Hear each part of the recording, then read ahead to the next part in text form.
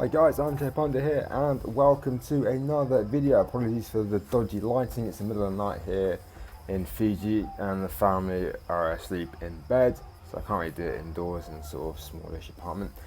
Anyway, let's get into the game. So the Lions have just taken care of business against the Chiefs in what was a pretty emphatic win in the end against what was a depleted Chiefs team.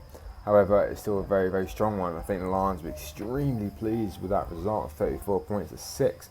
There's some outstanding individual performances, and as a team as a whole, played extremely well. Their defence was brilliant. Everything was built around that suffocating defence that they brought out there tonight.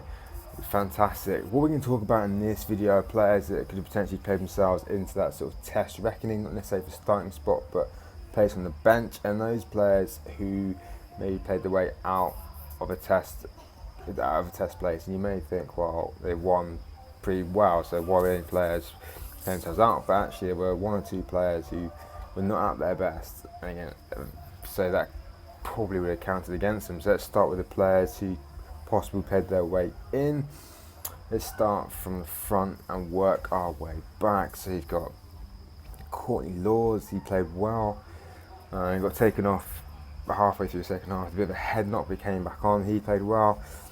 For me, the standout forward is CJ Stander. Every time he got the ball, he made ground. He was all over the shop. He was fantastic. He was really, really good.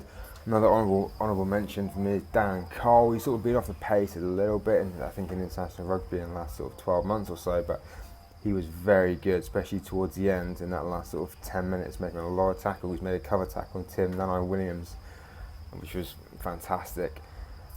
Greg Laidlaw did okay. I don't think he did enough to really push the other two nines. Dan Biggar for me had a really good game. His line speed and defence was awesome, and he has very, very good vision, ball in hand. He played extremely flat, which was good.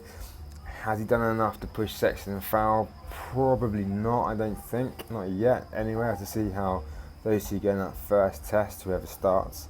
But Dan Biggar didn't do his chances any harm at all. Let's think. Centre did okay. Jared Payne did alright. He sort of worked his way into the game a little bit. He didn't start too hot, but he worked his way in there. Back three was generally good. I think Elliot Daly was quiet. Liam Williams I thought was outstanding. Very, very good. I would like to see Liam Williams probably start on the wing instead of George North. I think Liam Williams is looking a bit sharper. And Jack Nowell, for me, he played extremely well. His workhorse type of performance that you'd expect from him. He carried the hard yards. He did extremely well. Players who played out themselves, but played out of contention, I think you got to look at Rory Best. For me, he was extremely disappointing. Rory Best, couple of wonky line-out throws. I don't know. It wasn't the performance I was expecting from him. You know, I was expecting him to really blast it out, and he didn't really perform. Joe Marler, Mad Joe, again Simbend in the first sort of 10 minutes. That late hit. Can Warren Gatton trust him in that test arena? Can he trust him? I don't know. I think he sort of played himself out a little bit. Other than that, Robbie Henshaw, I mean, he just looked a bit jittery. He kicked a lot, tried to sort of the kick throughs. A couple of them went out on the full. Again, like everyone else in that team, he sort of progressed as the game went on, but for me, he didn't do enough. It's really disappointing. Really disappointing. Ben Teo, we're feeling pretty happy about Robbie Henshaw's play. Again, Elliot Daly, probably a guy who was probably eyeing a bench spot as a fullback replacement. I think he might have lost out. He just wasn't really at the races. Physically, he just didn't stand up. I think Liam Williams might have pipped into the post on that one. Jack Nowell, as I said, again, another wing option that could possibly be in there.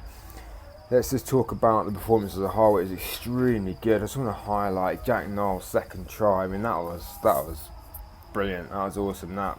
The way they spread it, they stole that line out on their own 22, and they pinged it out about 3 channels out wide to the left, and that was sort of the lines of the 70s.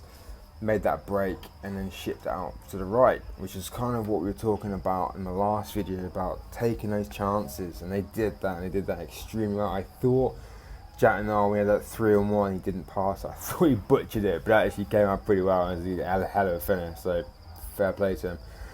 Warren Gatland will be extremely pleased with this win. It is a midweek side, hasn't won yet on tour, but I think he'll be extremely pleased. I think there's a lot of food for thought in some of his performances. I'm really looking forward to this test team being announced. I'm not exactly sure when it's going to be, but yeah, extremely excited. I'm not sure yet who I think will be in that starting 15. I think it's fairly much penciled in, but we have to wait and see. Anyway, guys, what are your thoughts on the game? Do you think any of the players play themselves into maybe a starting spot? Or do you think it's going to get on the bench in that team? Let me know your thoughts. Give it a like if you like the video, and subscribe for more. I'll catch you next time. Cheers.